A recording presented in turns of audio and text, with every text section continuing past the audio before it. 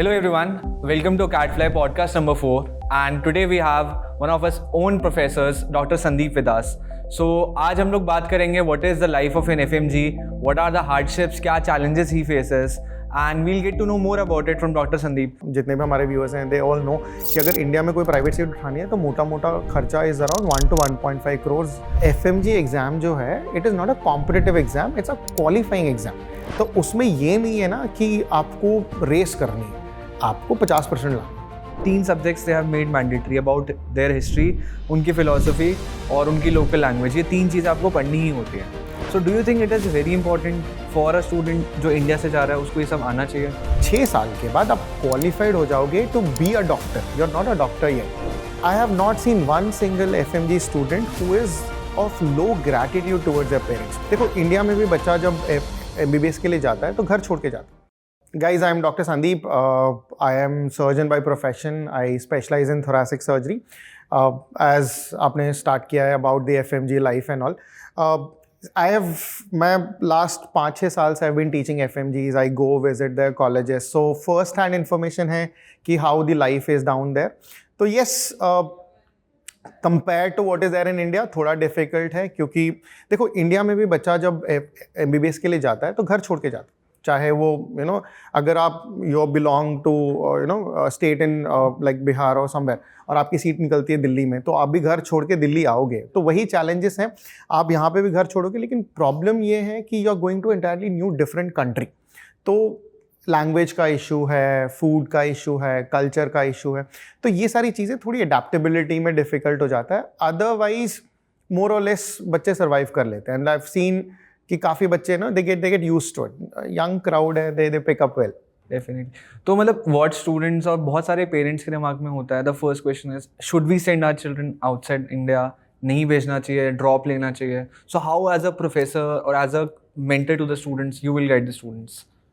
C it's a very personal decision, but लेकिन अगर आप पूरा होल देखोगे, because of our education system is designed in a way, इसका डिज़ाइन ही ऐसा है कि 50% जो डिजर्विंग बच्चा है उसको कभी भी सीट नहीं मिलेगी। ठीक है, तो अगर आप बोलोगे कि should they go for it, कि या वो अपना dream of being a doctor drop कर दे, या आप बोल रहे हो कि उनको ड्रॉप ले लें, I am personally against a drop, क्योंकि 1 साल जिंदगी का बहुत इंपॉर्टेंट होता है at a very teenage, that age which we have a lot of energy. So I personally believe कि आपको साल बर्बाद नहीं करना चाहिए. That is point number 1.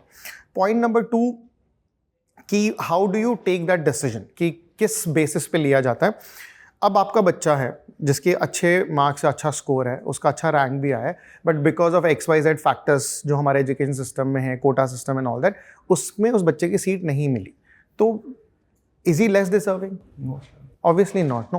तो अब उस बच्चे का जो ड्रीम था कि उसको डॉक्टर बनना है and he was also deserving, लेकिन सिस्टम की वजह से, अब इतना सब कुछ देख ही रहे हो आप सिस्टम के अराउंड, तो there is nothing new I need to tell about. तो डू यू रियली थिंक कि उस बच्चे को ड्रॉप ले लेना चाहिए, या फिर टू छोड़ ही दो कि ड्रीम के डॉक्टर ना बनो? So I don't think that is valid. फिर बात आती है कि what are the other options that you have. एक ऑप्शन है कि ऑब्वियसली ड्रॉप का, लेकिन ड्रॉप के बाद भी आई एम नॉट सेइंग कि नहीं होगा, लेकिन अगेन द प्रोबेबिलिटी इज 50-50, और अगर आप मेहनत करोगे तो 60-40, राइट? तो again because of the competitive nature, और हर साल कॉम्पिटिशन का लेवल बढ़ रहा है, तो why waste another year? So on that basis, if you want as an option, FMG is a good option. I'm not saying it's the best option. The best option is to study in India, to get best out of the education system in India. No doubt India has the best education system in terms of medicine. I've seen abroad. I've been to UK. I've spoken a lot of people, my peers in US and all. मेरे बहुत सारे batchmates हैं who has done MLEs and they're settled down there. We still feel Indian education system for medicine is still the best. लेकिन अगर आपके पास alternate है तो FMG is not a bad choice, to be very honest. अब बात आती है कि how do you decide it. अब मैं बोल रहा था पर्सनली इसलिए क्योंकि financially it makes a lot of decision जो होता है वो एज योर पेरेंट्स कैपेबिलिटी और कैपेसिटी पे भी डिपेंड करता है। तो जैसे अगर आप, आई होप जितने भी हमारे व्यूअर्स हैं दे ऑल नो कि अगर इंडिया में कोई प्राइवेट सीट उठानी है तो मोटा मोटा खर्चा is around 1 to 1.5 crores for the entire course. अब कितने लोग अफोर्ड कर सकते हैं, that is also a challenge. तो FMG when it when you talk about the financial component alone, तो 30 to 40 lakhs for the entire MBBS period हो जाता है. और एक और एडवांटेज क्या है कि आपको 30 to 40 lakhs you don't need to pay at stretch. आप वो ईयरली इंस्टॉलमेंट के हिसाब से भर सकते हो, which I feel a lot of parents are more comfortable and affordable doing that. तो एक तो फाइनेंशियल कंपोनेंट हो गया. एक तो we have spoken about the competitive component, the financial component. तीसरा है कि हाउ, बिकॉज आप अपने बच्चे को ज़्यादा बेटर समझते हो, तो do you really think he will be able to survive in an environment which is completely alienated. अब ये इंडिया में क्या है कि सपोज मैं दिल्ली में हूँ और मेरा मन ख़राब है, तो मैं एक महीने में मैंने बस पकड़ी, ट्रेन पकड़ी या फिर फ्लाइट लिया और घर चला गया. वहाँ पे डिफ़िकल्ट है because the flight expenses to come and go back is around 50 to 60,000 rupees. तो वो भी बहुत डिफ़िकल्ट हो जाता है. तो विल यू बी एबल, और योर किड, अगर आपका बच्चा एक साल आपसे दूर रह सकता है, और will you be able to train him in that. अभी तो वीडियो कॉल्स वगैरह बहुत हो गया, तो in that context if your kid is, अगर आपका बच्चा उस एनवायरनमेंट को झेल पाएगा, then it's a good option. तो सर हमने मतलब in the last few years and as per the research what we have seen is कि जितनी भी कंट्रीज में the students are going from India, majorly वहाँ के जो गेस्ट फैकल्टीज होती हैं they are from India. Like you yourself go to these countries. So one of the things is कि हाँ, उनका health care system is not that strong. That's one of the reasons why they want the Indian students. Is that one of the reason? Sir देखो, health care system when you talk about it, yes, जहाँ जहाँ मैंने पढ़ाया है, like if you talk about Russia पर से, because I have taught in Russian colleges, they have a very good healthcare system. In fact, they have more advanced healthcare system. They are pioneers in certain surgeries. तो बहुत है, but problem यहाँ पे है कि education की जगह पे ना language barrier. Okay. तो language barrier की वजह से our students are not able to extract the full knowledge from them. ठीक है, तो एक पॉइंट हुआ है. उनका एजुकेशन सिस्टम, उनका medical system weak in the sense work force, yes, क्योंकि उनके पास पॉपुलेशन कम है, वर्किंग फोर्स भी कम है, तो बाहर से जितना भी बच्चा या फिर पढ़ने आता है कोई भी या फिर वर्क करने आता है, दे वेलकम देम, बिकॉज जो वर्क फोर्स है वो मैन फोर्स ही है. And they, all our students who work as an intern there, they add to that. So obviously their healthcare system gets benefited from us. तो बच्चा वहाँ पे जाता है, उनको भी बेनिफिट, मतलब जो एजुकेशन सिस्टम उनको ले रही है, चाहे रशियन हो गई है या फिर किर्गिस्तान हो गया है, और यू टॉक अबाउट जॉर्जिया और any other place for that matter, you are providing them work force, तो they are happy to accommodate. ठीक है, द प्रॉब्लम हियर इज वो लैंग्वेज बैरियर. तो जितने भी बच्चों से मैंने FMG से इंटरेक्ट किया है, उनका एक ही है कि sir because of the language हम पूरा उनसे जो है वो एक्सट्रैक्ट नहीं कर पा रहे. और हमारा बच्चा भी है ना कि कभी कभार वो very reluctant to learn a new language, तो बोलता है कि मुझे नहीं सीखनी है क्योंकि मुझे घर वापस जाना है. But then I would strongly recommend कि जिस कंट्री में आप हो उस कंट्री की लैंग्वेज आप ज़रूर सीखें. ठीक है, एक तो वहाँ पर रहना आसान हो जाएगा, ऊपर से we are in a field of interaction. तो medicine is all about to talk, to learn about a problem, to know what you are going through. अगर आप पेशेंट से बात नहीं करोगे तो पता कैसे चलेगा. तो बात करने के लिए language is the only medium. तो लैंग्वेज सीखना बहुत इंपॉर्टेंट है. तो these are the challenges where ना स्टूडेंट शुड डे वन से उसको पता होना चाहिए कि उसको फॉरेन लैंग्वेज सीखनी है, उसको फॉरेन लोगों से इंटरेक्ट करना है, फॉरेन कल्चर ही needs to understand, and then education. ठीक है, अब हमारे यहाँ पे क्या है कि बच्चों को बिठा के सिखाते हैं. वहाँ पे इट्स एन ओपन सिस्टम कि आपकी क्लास लगती है, आपको मैसेज इंटीमेशन आता है, you are suppose to be there. ये आपका एफर्ट है. हमारे यहाँ पे कि भाई अगर आप नहीं होगा आपको एग्जाम नहीं लिखने देंगे. कुछ मेडिकल कॉलेजेस हैं अब्रॉड में भी जो बहुत स्ट्रिक्ट हैं, where they keep the step कि आपका मिनिमम अटेंडेंस 80% होना चाहिए. इंडिया में पास परसेंट 50 है, मतलब 50% मार्क्स चाहिए to pass a particular subject. In foreign colleges wherever I have taught their percentage 60%, तो 60 and above, which is quite difficult. तो वो है थोड़ा एजुकेशन सिस्टम उनका थोड़ा डिफरेंट है, that they will understand as they go down there. So sir, last month we had Dr. Arushi with us. Okay. So we were discussing your facts. So last time we were discussing कि in India we have about 1:7,000 on papers as a ratio. कि एक doctor is there for 7,000 people in India. Okay. And actually could be around 10-11,000 easily. In Russia it is around 1:500. And the Russian government is pushing for 1:300 now. So how do you see, मतलब are they wanting the students from India to settle down there? Or is it just कि वो चाहते हैं they study and they go back to India? What is it? It's very difficult to comment on what their government really wants. But then when you look at the agenda, and I don't think any medical system for that matter, इतना अब I give you the best example, USMLE ले लो, है ना। USMLE में उनके जो local graduates हैं, the same amount जो आईएमजीज हैं, इंटरनेशनल मेडिकल ग्रेजुएट्स हैं, उतने ही लिखते हैं।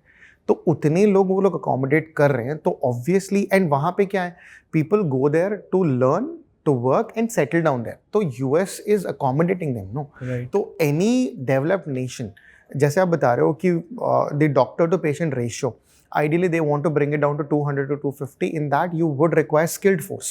So skilled force is all your doctors down there. So I don't think any country would say कि आओ पढ़ो और जाओ ना.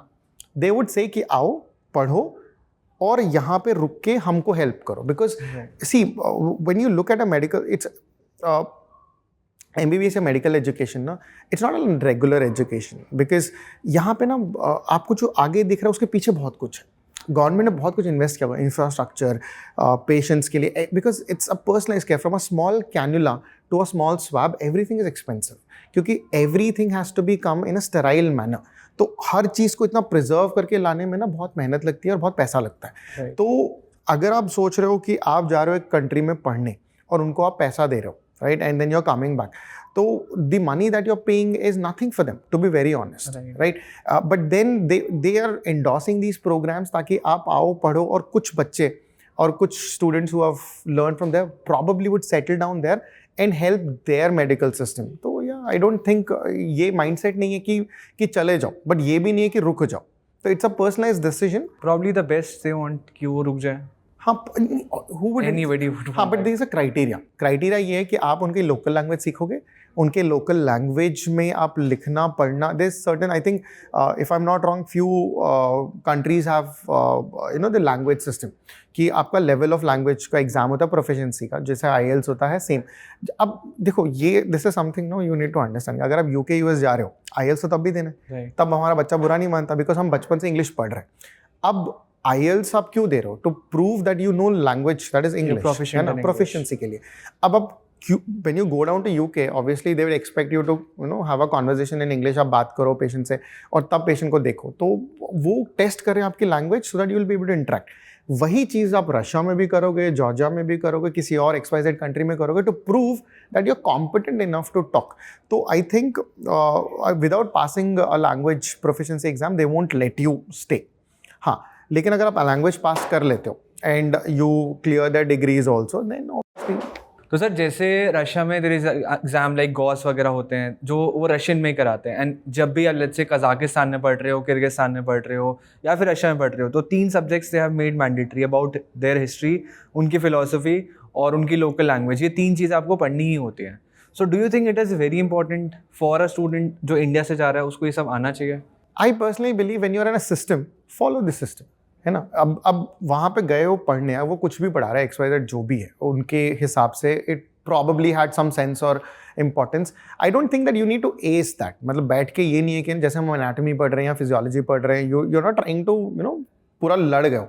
हाँ, they would also expect, no, कि when you're in a new country, यार इतना तो expect करेंगे कि आप उनके culture को respect करो.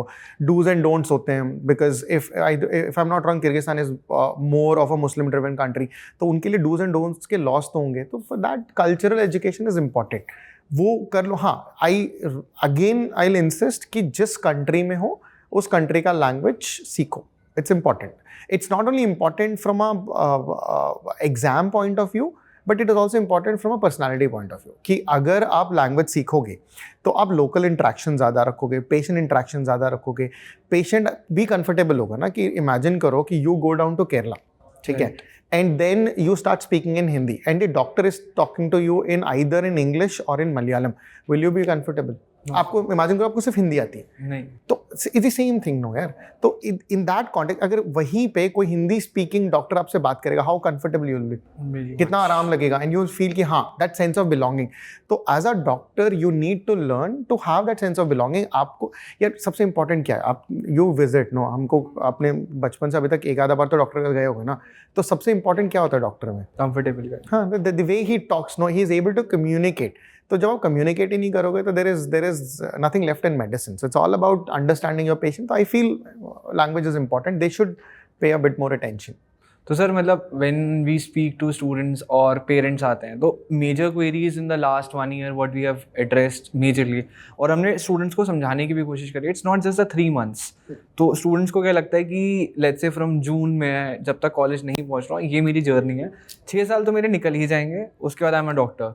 सो इट इज़ मतलब हम तो उनको बहुत समझाते हैं, मतलब I think coming from a doctor himself they should understand कि 6 साल की जर्नी है, it's not just 3 months 4 months। For all the listeners, who wants to be a doctor, this is ये सबसे important चीज़ है जो आज समझ लो या फिर गांठ बांध लो यार कि being a doctor, it's a journey, it's a lifelong journey, ठीक है। I did my MBBS, I did my MS, I did my senior residency, I did my fellowship, I did my onco fellowship, now I'm doing my thoracic, ठीक है। तो मेरी medical education अगर आप देख लोगे तो I have been reading from last 15 years और अभी भी पढ़ रहा हूँ, ठीक है। I am still learning new things. So there is no end कि 6 साल के बाद आप डॉक्टर बन जाओगे, नहीं। 6 साल के बाद आप क्वालिफाइड हो जाओगे to be a doctor, you are not a doctor yet, then you will go into specialization. वहाँ पे फिर आप अपना देखो, you start earning from the day you enter specialization. आपको स्टाइफंड मिलेगा, जैसे अभी दिल्ली में है, दिल्ली में स्टाइफंड 1 लाख रुपए आज के डेट पे, ठीक है। फ्रॉम MBBS खत्म होते ही जैसे ही आप फर्स्ट ईयर ऑफ रेसिडेंसी में जाते हो, आपकी 1 लाख से 1,20,000 रुपए आपकी स्टाइफंड है, which is a good amount, ठीक है। आप खत्म करोगे सीनियर रेजिडेंट की 2 लाख रुपए तक की सैलरी है दिल्ली जैसे स्टेट में, then you do super speciality, then it is more, you establish, so the money will start coming, ठीक है। लेकिन एजुकेशन विल नेवर स्टॉप, तो पढ़ते तो रहना पड़ेगा, there is no alternate for that.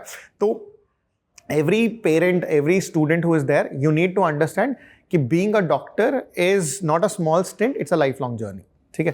तो there is no shortcut। तो मतलब when we speak to the students who are studying abroad, तो एक कॉमन चीज़ आ जाती है कि मे बी बिकॉज कोई घर वाला नहीं है, there is nobody to actually monitor you, तो वो सेंस आ जाता है कि आप कोई देख नहीं रहा है तो थोड़ा कम पढ़ लेते हैं, छोड़ देते हैं। That is one of the reasons. Is that one of the reason, या फिर इज इट जस्ट बिकॉज कि they are not able to adopt to the new environment? क्या होता है स्टूडेंट्स का? अच्छा, मेरा पर्सनल एक्सपीरियंस ये है कि मैं खुद घर से बाहर रहा हूँ, मतलब since day 1 of my MBBS till date, मेरी शादी हो गई, I have a kid, I am still outside my home, right.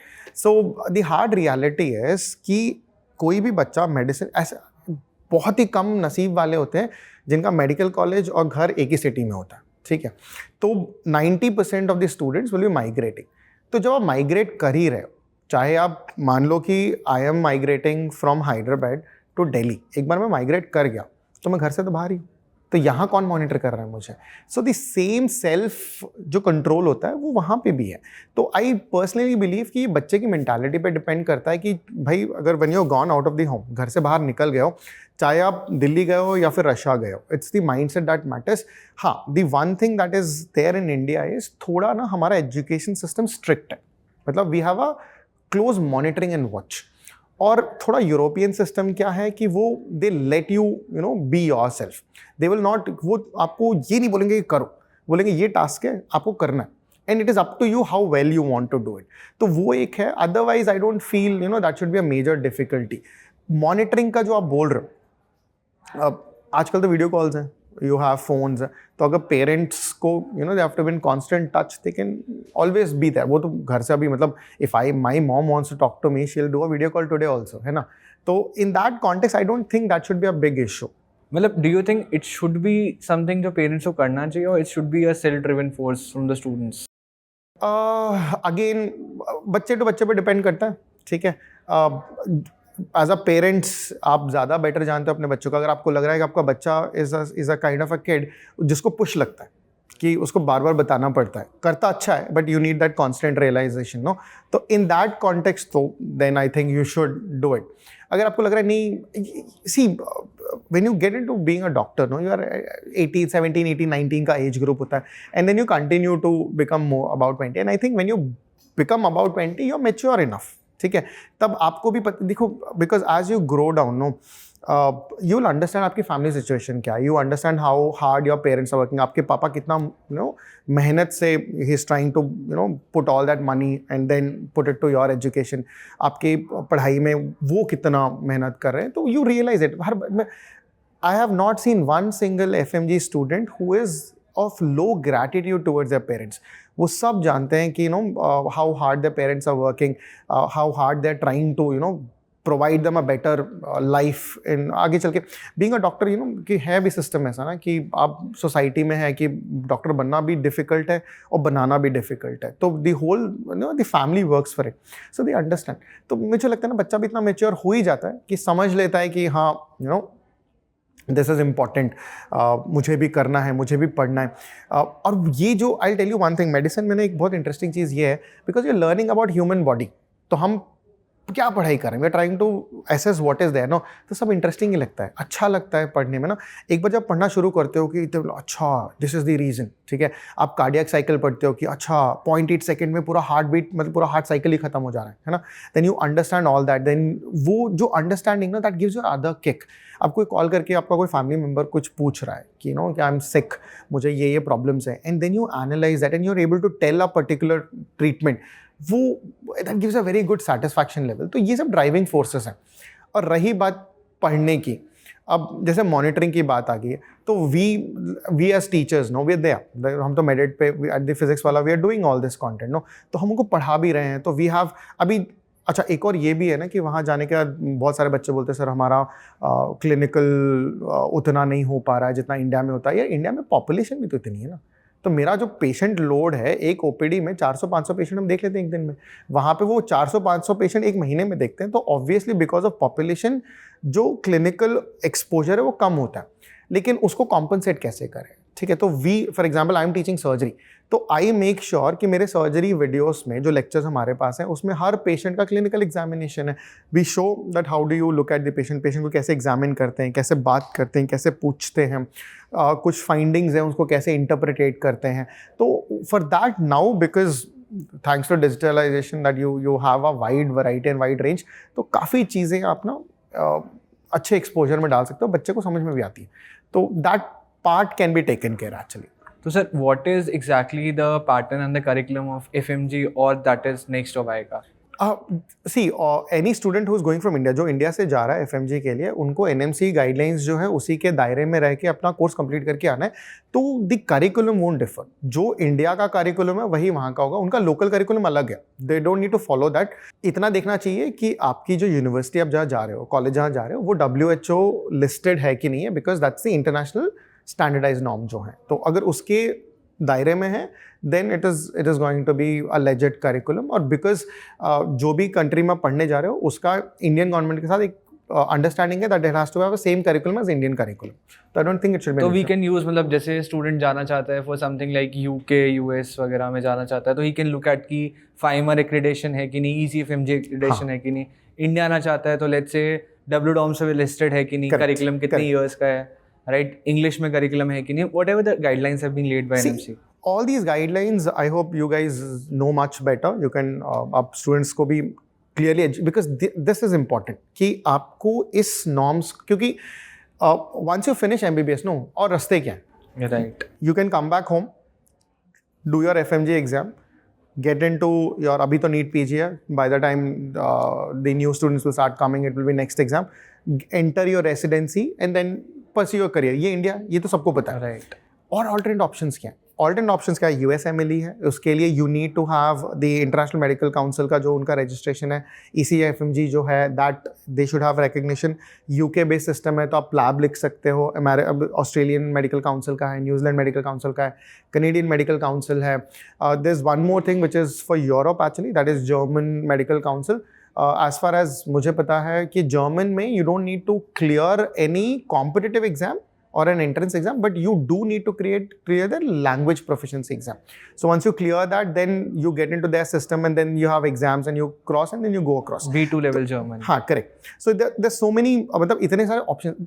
तो मैं I want to tell कि ना जितना भी मेडिसिन का स्टूडेंट है, मेडिकल एजुकेशन का स्टूडेंट है, चाहे वो इंडिया में पढ़ रहा है, बाहर पढ़ रहा है, ये सबके लिए सेम ऑप्शंस है, ठीक है। तो बाहर जाने से कोई ज़्यादा डिसएडवांटेज है ऐसा मैं नहीं मानता हूँ, ठीक है, because even you are out when you come back you are competing for the same thing, है ना। अगर आप suppose you are studying in some XYZ country, आपको वहाँ से US जाना है, तो ऑब्वियसली आप MLE लिखो और वहाँ से वहीं चले जाओ।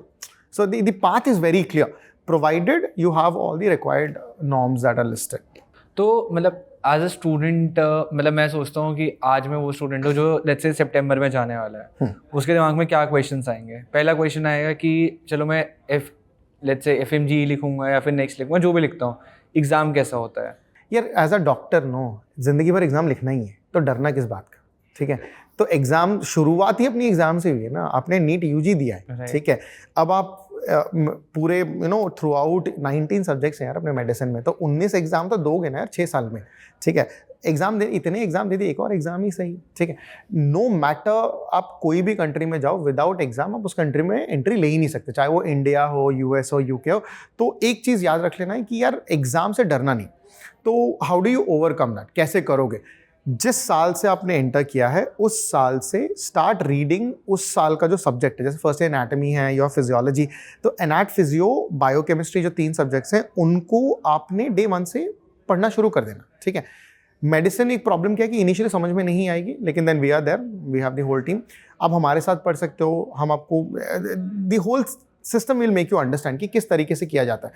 जब आप डे 1 से पढ़ना शुरू करोगे, यू विल स्टार्ट अंडरस्टैंडिंग। उसके बाद एग्जाम, ये सारे एग्जाम्स ईजी हैं। प्रॉब्लम वही है कि 19 सब्जेक्ट्स को रिकॉल करना है, that is at the end game, ठीक है। तो एग्जाम से डरने की कोई जरूरत नहीं है मेरे हिसाब से, मतलब you shouldn't be, in fact that's your. एक और रूल आने वाला है अभी US में है कि हर 5 साल में, इवन दो यू फिनिश, अभी मेरी जनरल सर्जन राइट, 5 साल के मुझे अपना लाइसेंस रेन्यूअल कराने के लिए मुझे एग्जाम देना होता है। इंडिया में अभी नहीं है, ठीक है। तो US and all they have it, they have we call it as I think the licensing re-examination program कुछ है, तो you have to write that exam। तो being a doctor exam is regular। FMG exam जो है, it is not a competitive exam, it's a qualifying exam। तो उसमें ये नहीं है ना कि आपको रेस करनी है, आपको 50% लाने, ठीक है। And you get that 50%, you have the recognition and licensing। तो I don't think you should be worried about the exam। MLE में भी competitive exam नहीं है, उसमें percentile लगता है, but then after a certain percentile everybody is qualified, ठीक है। तो I feel world का सबसे difficult exam अपना NEET PG exam है, Okay. ठीक है। बाकी exams are much more easier, so I don't think any student needs to be worried about it। ठीक है, तो आई थिंक आपने क्लियर कर दिया US UK का। तो now as a student I have to choose a specialization, तो how do, मतलब किसी भी स्टूडेंट को कैसे करनी चाहिए ना, हाउ डिड यू? स्पेशलाइजेशन, अगर कोई बच्चा आज MBBS में एंटर कर रहा है, specialization is a far fetched thought, मतलब ये चीज़ आप 6 साल बाद की बात कर रहे हो, तो इतना फॉर साइटेड कोई नहीं होता, ठीक है। मैं भी नहीं था, बट होता ये कि when you start your medical journey you start getting interested in few things. तो मेरे को अभी भी याद है, जब मैं 3rd ईयर में था, I went for my surgery postings. Initially I was looking at जो भी हमारे रेगुलर केसेस है, अल्सर्स था, स्वेलिंग था, देख रहे हैं। तो सडनली उस दिन क्या हुआ, मेरा जो यूनिट चीफ थे, मैंने वाज टेकिंग राउंड्स, उनने कुछ सवाल वगैरह पूछा एंड आई आंसर्ड देम। तो ही गॉट इम्प्रेस, उसने बोला तू आज OT आ जा, वॉशअप कर ले। तो as a 3rd year MBBS student getting into OT was a big deal. तो मैं गया उस दिन, and then when I went and know that aura of the OT, or how people were there and how things were doing, and then वो surgery मैंने देखी, उस time तो कुछ समझ में नहीं आया, but then that day I decided कि this is something that I'm going to do for my life। मतलब वो किक मिल जाता है, ठीक है। and from there onwards I've decided मुझे सर्जरी ही करनी है। तो every student will find his own mojo। जब आप करने लगोगे ना, 3rd ईयर में आता है यूजुअली कि 3rd ईयर में जब आप जाओगे तो you start getting expose to all the clinical subjects. आप मेडिसिन भी देख रहे हो, रेडियो भी देख रहे हो, रेडियो का एक्सपोजर थोड़ा कम होगा, बट देन आप ENT देख रहे हो, ऑफ्था देख रहे हो, ऑप्स एंड गायनी देख रहे हो, पीडियाट्रिक्स देख रहे हो, देन आपको लगेगा कि हाँ probably this is what I want to do. And from there it's all personal decision, you will get driven. लेकिन हर बच्चा जो मेडिकल स्कूल में होता है वो दो ही कैटेगरी में बंटते हैं, या तो यू आर अ डूअर और यू आर अ सीकर, ठीक है। डूअर का मतलब है कि बैठ के नहीं कर सकते, you want to do something. All those categories will go into surgery interventions में। पीपल हु आर सीकर्स की पजल सॉल्वर्स, शेरलॉक होम्स जैसी मेंटालिटी है, कुछ ढूंढना है, all those guys get into medicine, ठीक है। So there are 2 spectrums, you will find वो अभी से you don't need to worry about it, ठीक है। स्टूडेंट्स लाइक आस्क कि सर आप बता दो टॉप 5 स्पेशलिटीज क्या हो सकते हैं। चेंज होती रहती है, पैसा सबसे ज्यादा किससे मिलेगा, वो भी चेंज होता रहता है। जैसे 10 साल पहले की बात है, cardiothoracic surgery was on top, मतलब हर surgeon wants to be a cardiothoracic surgeon, ठीक है।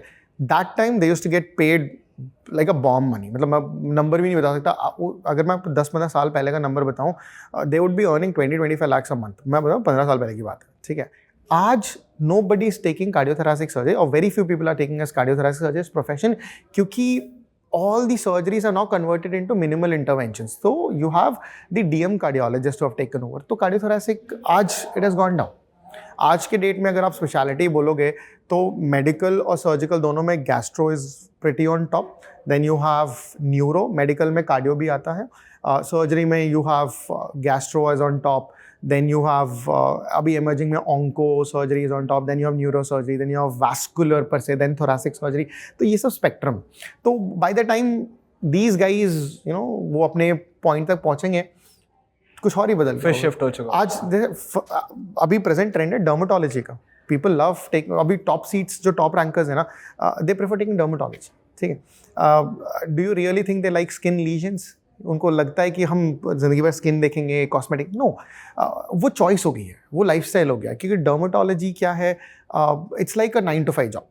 आपकी इमरजेंसीज नहीं है, आप आराम से जा रहे हो 9 से 5 एक अच्छे से कमरे में हो, एसी रूम में हो, you are doing you know good procedures. Patient को जो रिलीफ मिलता है वो आपके आंखों के सामने दिखता है, रेजोल्यूशन है, तो यू गेट ऑल दैट. तो पीपल वांट कंफर्टेबल लाइफ. तो यू नो अब मैं आपको बोलूँगा कि 12-12 घंटा 18-18 घंटे सर्जरी करनी है और मैं बोलूँगा सिर्फ आपको 9 से 5 काम करना है और ऑलमोस्ट मोटा मोटा पैसा एक ही है, तो आप कौन सा चूज़ करोगे? 95. So the trends keep changing. तो मेरे हिसाब से it's too early to decide. Enjoy the journey. जैसे जैसे आप चलते रहोगे यू विल फील कि हाँ this is what I want. And एक you know I had my senior who told me कि ब्रांच से डॉक्टर नहीं बनता, डॉक्टर से ब्रांच बनता है. ठीक है. So you don't need to think कि यार मैं कार्डियोलॉजी लूँगा तो मैं सक्सेसफुल हो जाऊँगा. No, it is not necessary. On the other hand, you can take any normal specialty which is not in demand, but you can do so well that you are the only person in demand. ठीक है. तो in that context, I really don't believe कि specialty के बारे में अभी से सोचना ज़रूरी है. जर्नी एंजॉय करिए, जैसे जैसे चलते रहेंगे, जब जो पसंद आएगा उठा लीजिए. So Dr. Sandeep, मतलब last में anything that you want to tell to students कि before choosing or deciding where to go, कैसे करना चाहिए? I've been in this for 15 years now. तो whatever experience I have, मेरे हिसाब से deserving बच्चा अगर education system की वजह से he is not able to get into a medical system in India, and if he is able to afford, if his family is able to support, I 100% endorse कि आप बाहर का option explore करिए. ठीक है.